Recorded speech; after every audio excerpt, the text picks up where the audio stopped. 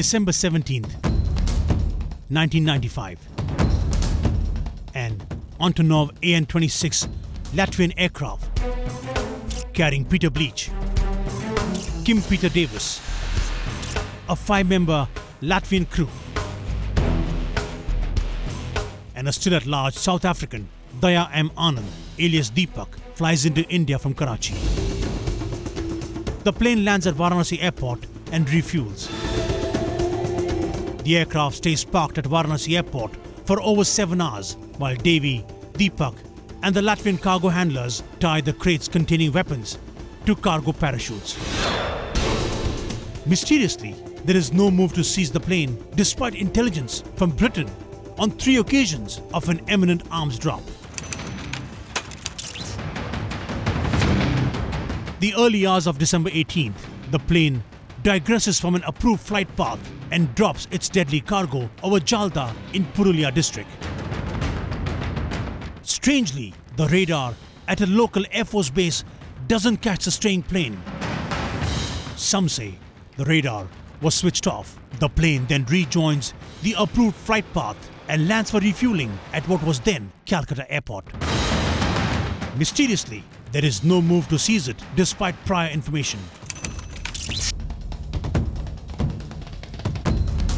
Over the next 3 days, Kim Devi and the others stay in Phuket in Thailand. While there, they get an approval for return flight to Karachi, flying over Indian airspace, touching Calcutta. This despite an IB alert at all Indian airports detailing call sign and the description of the aircraft. December 22nd, it's early morning. A cyclone over the Bay of Bengal prompts Devi and company to file a new flight plan. The new plan is to refuel in what was still Madras then. Strangely, Madras Airport fails to inform New Delhi, which has the original approved flight plan. There is no move to seize the aircraft.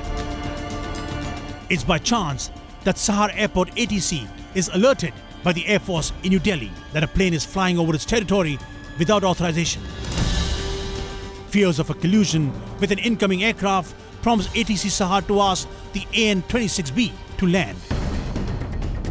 The customs, ignorant of the Purulia case, nab Bleach and 5 others on charges of hiring the 7th person, Kim Devi, who's named in the flight manifest but is already missing. Devi claims he had jumped the wall of the airport and made a break. This is where one of the biggest mystery of the Purulia arms drop ended. There were no answers on whom these arms were meant for, who paid for these arms, what was the bigger conspiracy behind the consignment, but that was until now. Today, Kim Devi, the 7th man and the leader of the operation, reveals everything to Times Now.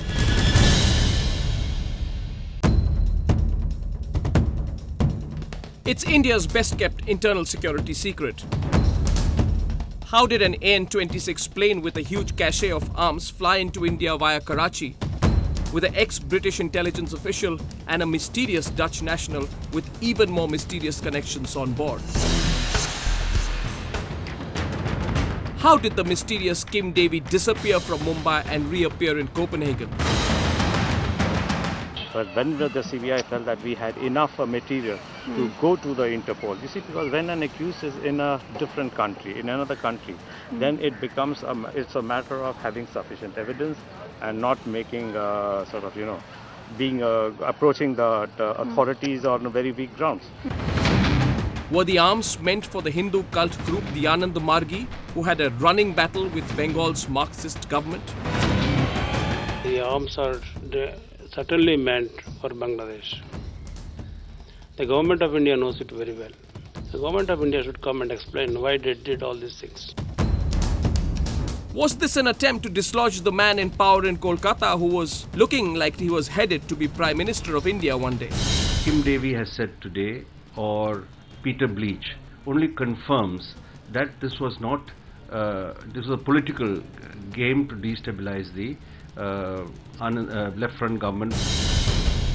And most importantly, what was the exact role, if any, of the then Prime Minister P.V. Narasimha Rao, in whose time all of this happened, and who saw Jyoti Basu as one of his biggest political rivals on the national stage?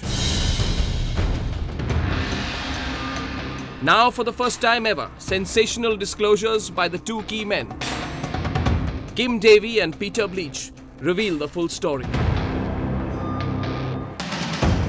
In interviews conducted with me after a lot of persuasion, the two men reveal a story of possible political treachery. A story of how possibly political forces in New Delhi within the then Narasimha Rao government were allegedly part of a larger plot to unseat the government in Kolkata.